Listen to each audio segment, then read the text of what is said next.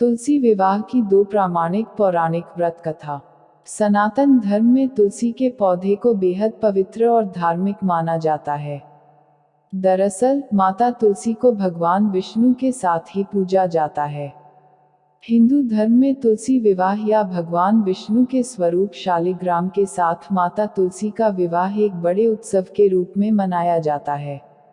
हिंदू पंचांग के अनुसार कार्तिक मास के शुक्ल पक्ष की द्वादशी तिथि को तुलसी विवाह होता है और इससे एक दिन पहले देवउठनी एकादशी का व्रत रखा जाता है। इस बार तुलसी विवाह 24 नवंबर यानी आज करवाया जाएगा। तुलसी विवाह की पहली कथा। एकादशी पर भगवान विष्णु ने शालिग्राम के अवतार में तुलसी से विवाह किया था। इसीलिए हर साल प्रबोधिनी एकादशी को तुलसी पूजा की जाती है। आइए जानते हैं कि वृंदा नाम की राक्षस कन्या कैसे बनी तुलसी और कैसे हुआ विष्णु के शालिग्राम स्वरूप के साथ तुलसी का विवाह। हिंदू धर्म ग्रंथों के अनुसार वृंदा नाम की एक कन्या थी। वृंदा का विवाह समुद्र मंथन से उत्पन्न हुए जलंधर नाम के राक्षस से कर दिया गया। वृंदा भगवान विष्णु की भक्त थी और एक पतिव्रता स्त्री भी थी, जिसके कारण उसका पति जलंधर और भी शक्तिशाली हो गया। यहाँ तक कि देवों के देव महादेव भी जलंधर को पराजित नहीं कर पा रहे थे। भगवान शिव समेत देवताओं ने जलंधर का नाश करने के लिए भगवान विष्णु से प्रार्थना की। भगवान विष्णु ने जलंधर का भेष धारण किया और पतिव्रता स्त्री वृंदा की पवित्रता नष्ट कर दी। जब वृंदा की पवित्रता खत्म हो गई तो जलंधर की ताकत खत्म हो गई और भगवान शिव ने जलंधर को मार दिया।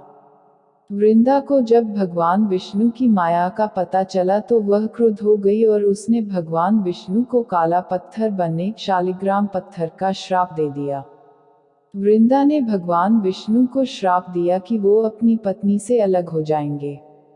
कहा जाता है कि इस श्राप की वजह से विष्णु भगवान राम के अवतार में सीता माता से अलग होते हैं। भगवान को पत्थर का होते देख सभी देवी देवताओं में हाहाकार मच गया। फिर माता लक्ष्मी ने वृंदा से प्रार्थना की। तब वृंदा ने जगत कल्याण के लिए अपना श्राप वापस ले लिया और खुद जलंधर के साथ सती हो गई।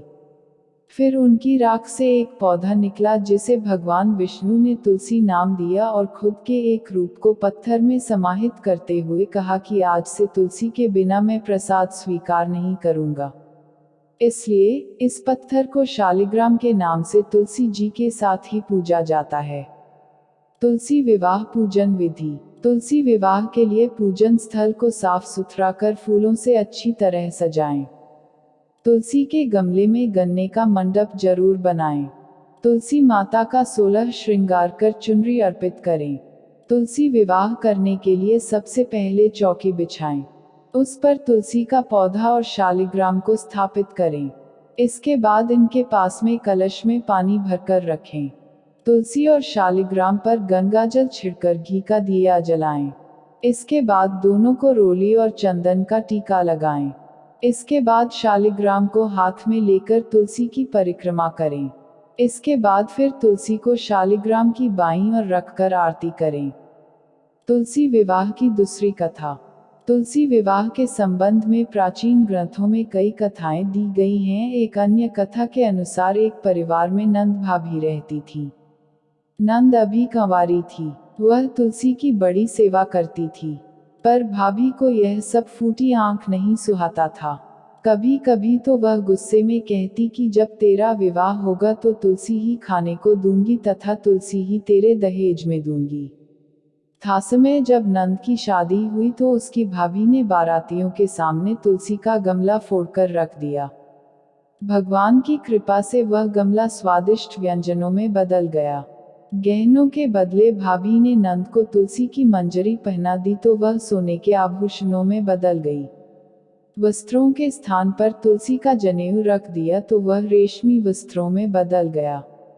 ससुराल में उसके दहेज आदि के बारे में बहुत बड़ाई हुई। इस पर भाभी को बड़ा आश्चर्य हुआ और तुलसी जी की पूजा का महत्व उसकी समझ में आ गया।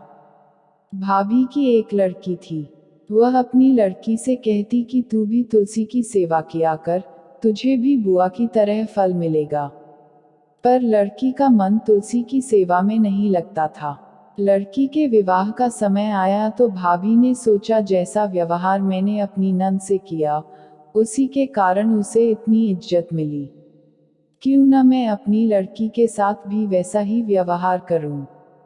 उसने तुलसी का गमला फोड़कर बारातियों के सामने रख दिया, परंतु इस बार मिट्टी मिट्टी ही रही।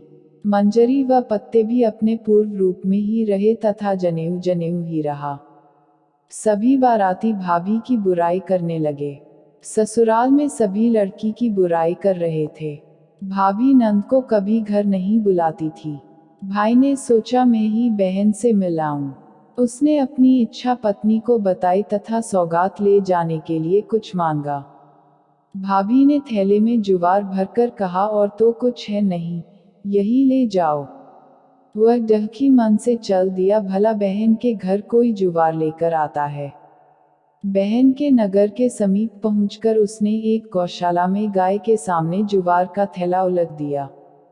तब गौपालक ने कहा, ए भाई, सोना मोती गाय के आगे क्यों डाल रहे हो। भाई ने उसको सारी बात बता दी तथा सोने मोती लेकर प्रसन्न मन से बहन के घर गया।